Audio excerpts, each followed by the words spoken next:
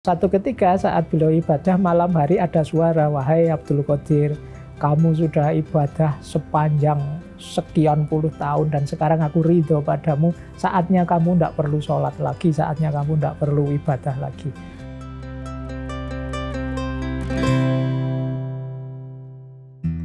Kembali lagi di Dialog Positif Plus, masih bersama Mas Fahrudin Faiz. Oke Mas, tadi kita sudah sampai di titik ilmu gitu ya untuk pembersihan. Nah sekarang apa sih ciri-ciri orang yang hatinya tuh mulai bersih gitu? Yang udah mulai bisa dipakai lah ya. Jadi jangan salah kayak rasa-rasanya pakai suara hati gitu, padahal ya mungkin ego gitu. Silakan. Ya. Jadi ada beberapa filosof yang bilang parameter paling bisa dirasakan itu dua. Yang pertama yakin.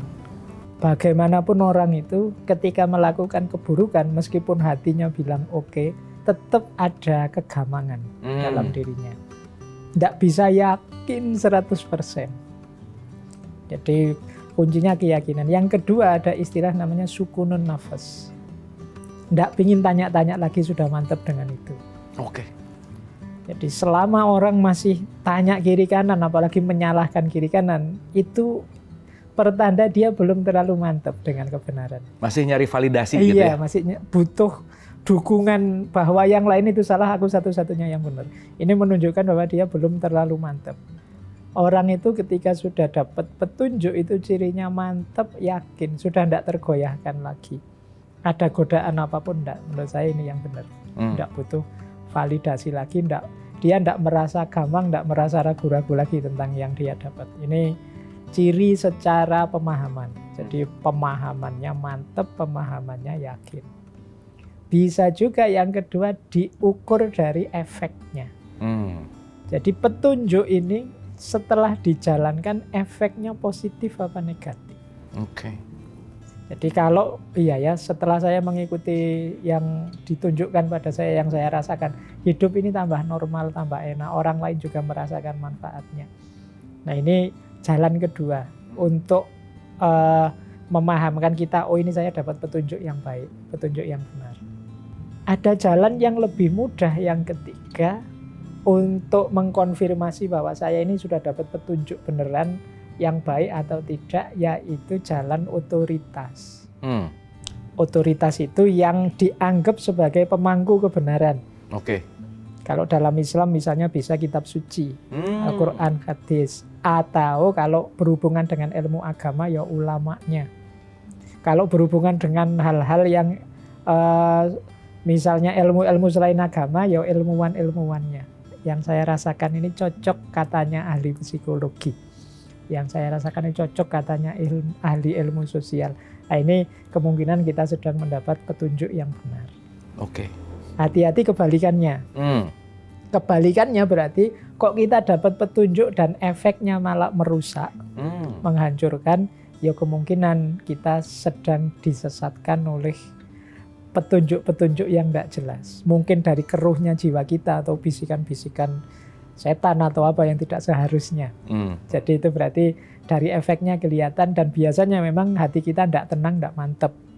Apalagi yang terakhir, yang sederhana tadi ya. Tidak cocok dengan ilmunya, tidak cocok dengan yang punya otoritas kebenaran, dengan kitab suci dan lain sebagainya. Oke. Jadi ini cara kita memvalidasinya. Ini kok saya dapat suara begini ya. Enggak. Kayak ada cerita seorang sufi, Syekh Abdul Qadir Jailani itu. Beliau ini memang ahli ibadah. Satu ketika saat beliau ibadah malam hari ada suara, "Wahai Abdul Qadir, kamu sudah ibadah sepanjang sekian puluh tahun dan sekarang aku ridho padamu. Saatnya kamu tidak perlu sholat lagi, saatnya kamu tidak perlu ibadah lagi." Nah begitu dapat petunjuk begitu, Syekh Abdul Qadir Jailani langsung menyimpulkan, pasti ini tidak dari Allah. Pasti ini dari setan. Tidak cocok dengan norma-norma kebenaran yang ada, yang dia yakini sebelumnya. Jadi kalau itu Allah, tidak mungkin nyuruh orang tidak sholat, nyuruh orang tidak ibadah. Jadi ini memvalidasi lewat jalur otoritas. Pasti engkau setan. Nah itu ceritanya Syekh Abdul Qadir Jailani. Berarti di situ juga ada peran saudara tua kita ya, setan ya. Dalam penting. Kan dalam drama Kosmos itu Adam dihadirkan setan gitu ya kira-kira. Kakak kelas kita. Kakak kelas. Nah, Mas Faiz, ini pertanyaannya simpel tapi saya rasa banyak yang mempertanyakan. Gimana sih secara bukan instan lah ya untuk kita mudah gitu tahu dalam konteks bahwa kan saya pernah dengar bahwa antara suara Allah, suara setan tuh mirip kalau kita nggak punya filter gitu. Nah, itulah kenapa disebut Quran sebagai furqan misalkan, pembeda gitu. Nah, untuk kita tahu bahwa oh ini bisikan setan, kan itu juga pasti godaan. Oh ini juga suaranya Allah, maka Syekh Qadir Al-Jailani tadi tahu gitu ini bukan dari Allah. Gimana tuh Mas Faiz? Jadi ada pencirinya. Kalau bisikan dari jiwa kita itu isinya untuk mencintai dunia, nyari kekayaan, ingin biar sukses ini, sukses urusan duniawi, kemungkinan itu dari nafsu kita. Tapi kalau bisikan itu hal-hal yang melawan fitrah, melawan kebaikan, kemungkinan itu dari setan. Oke. Jadi untuk dengki pada orang lain, untuk merusak, untuk menghancurkan yang lain maupun diri kita, untuk mengingkari ini, mengingkari itu, kemungkinan dari setan.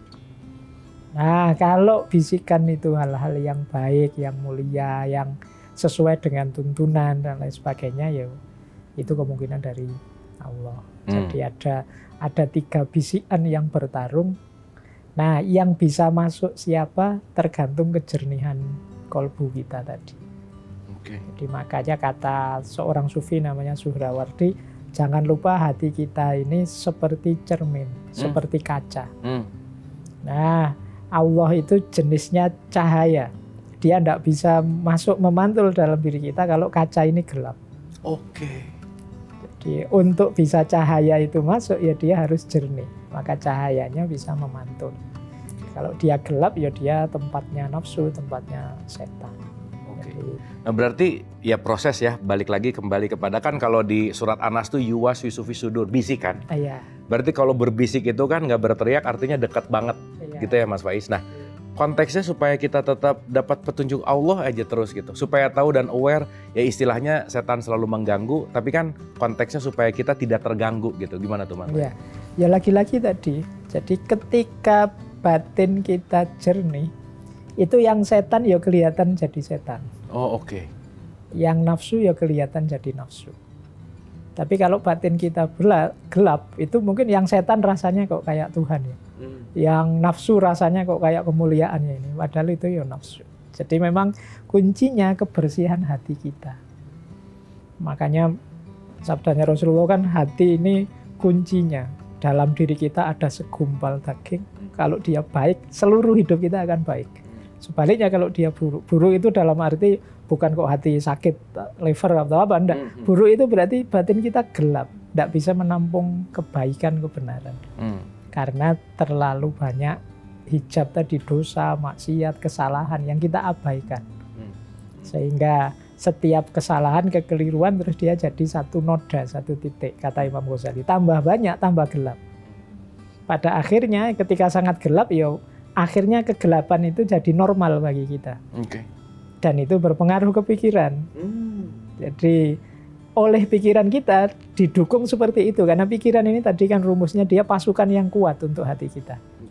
Ketika hati kita gelap, ya dia akan mencari rumusan-rumusan pemikiran yang cocok dengan kegelapan itu. Jadi tambah kita tidak jernih lagi akhirnya. Jadi akal itu luar biasa. Ketika kita jernih, dia jadi pasukan yang menguatkan kejernihan. Tapi ketika kita gelap, ya dia jadi pasukan yang menguatkan kegelapan. Jadi tergantung ya, di sininya jernih dia menjernihkan, iya. Di sininya gelap dia menggelapkan. Karena dia gitu ya? pasukan yang kuat. Makanya kadang-kadang kan orang itu yang terbiasa melakukan salah, itu kalau ditanya kenapa kamu melakukan salah, dia bisa jawab, punya argumen. Jadi saya melakukan ini kan karena itu, karena ini. Karena dia pinter jawabnya. Kadang orang keliru itu kan masih bisa bikin dalil macam-macam bahwa dia tetap benar. Ini buktinya akal itu kuat sekali untuk mendukung kita. Akhirnya kita tambah gelap. Jadi bukan akalnya yang keliru, tapi orientasi kolbu kita yang gelap. Sehingga akal tugasnya menjustifikasi saja, mendukung saja apa yang ada dalam jiwa kita. Oke, terima kasih Mas Faiz, dan tadi juga sudah menyinggung tentang intuisi, jadi saya rasa kita akan perdalam intuisi itu seperti apa sih? Kita akan bahas setelah yang satu ini. Sering saya bilang guru yang hebat itu yang tidak sekedar membuat muridnya hafal teori, tapi yang membuat muridnya terinspirasi sehingga melahirkan sesuatu yang baru.